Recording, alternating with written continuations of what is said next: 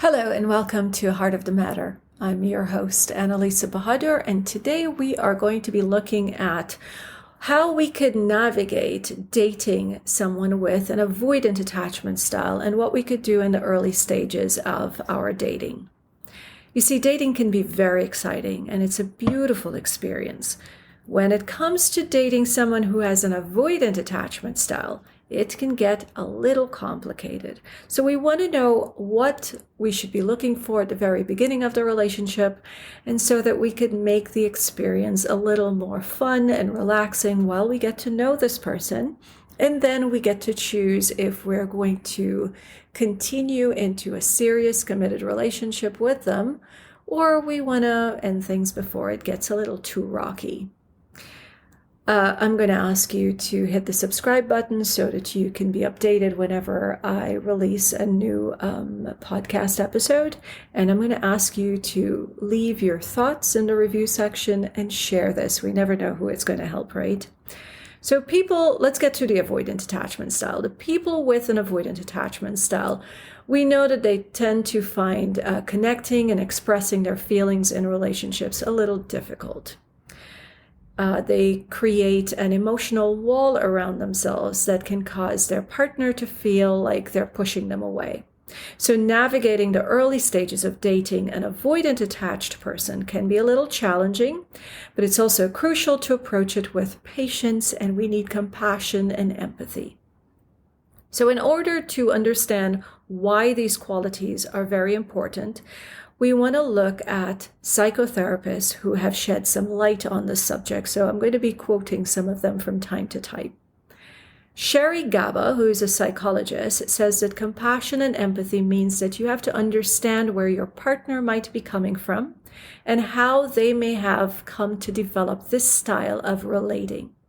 It is so important to understand that someone with an avoidant attachment style may have faced rejection or trauma in relationships, which led to them behaving the way they generally do. Having a deeper understanding of their challenges will help us to distance ourselves from the emotional reactions of what we generally feel, which is rejection and abandonment. We'll know that the way they act, the way they behave and feel has got nothing to do with us. It's coming from their past trauma. That relieves us of the responsibility to take care of them, and we could focus more on our own energies while they're learning to heal themselves. We want to try doing these things, and I'm going to list them, a few things in order to build a connection with someone who's got an avoidant attachment style during our dating period. We want to give them some space. We want to understand that the person with an avoidant attachment style is not always acting from a very conscious place. To push us away to push us away is generally their way of protecting themselves. That isn't to say that it's not unfair and hurtful.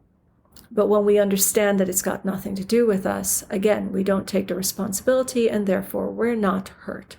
So remember, them pushing away or pulling back is a defense mechanism, and it's rooted in their past experiences and trauma. Sometimes they may need some space and time to process their feelings and their emotions, so it's better to just allow them that space and they'll reach out. I get the question often, how long should you wait? 2 days? It depends on if the conversation or revolved around a conflict, but if everything's okay, they generally reach out within 24 hours.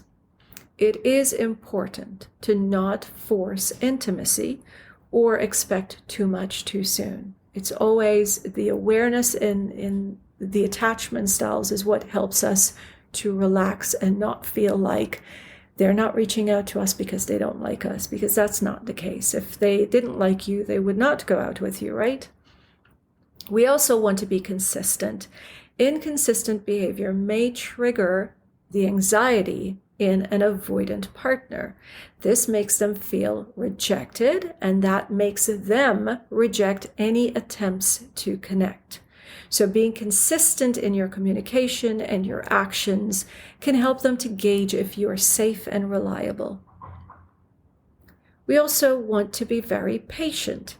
A person with an avoidant attachment style is guarded, but pushing them away will only prove counterproductive. Trust and emotional closeness will happen organically, so be patient with them and appreciate the milestones that you will reach. Validate their needs. The avoidant attached style person may manifest into some very specific needs. They want to know that they've done nothing wrong, that this is something that you're feeling and you're looking for clarity on. So you can approach an uncomfortable conversation with someone who's got an avoidant attachment style by starting the conversation and saying, look, this is going to be a little uncomfortable. I want you to know that there's no need for you to get defensive. This is just something that I want to understand better, so that they know that they're not going to be attacked, and that relaxes them at the beginning of it.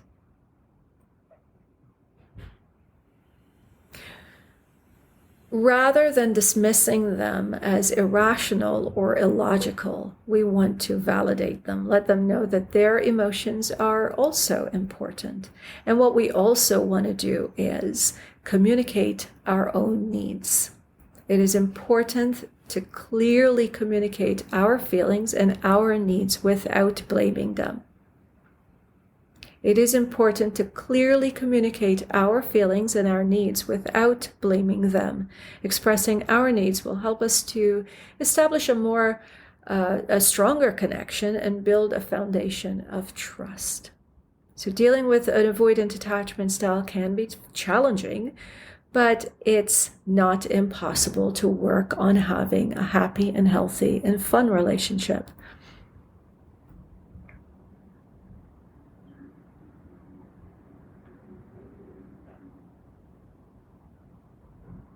So just to recap, the early stages of dating someone with an avoidant attachment style can be a little daunting, but responding with patience, compassion, and empathy can go a long way in connecting and supporting them.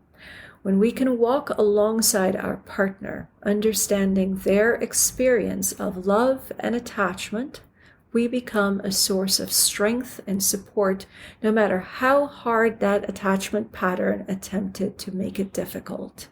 And so says Sherry Gaba. I thank you for joining me, and I hope to see you on the next episode. I'm your host, Annalisa Bahadur.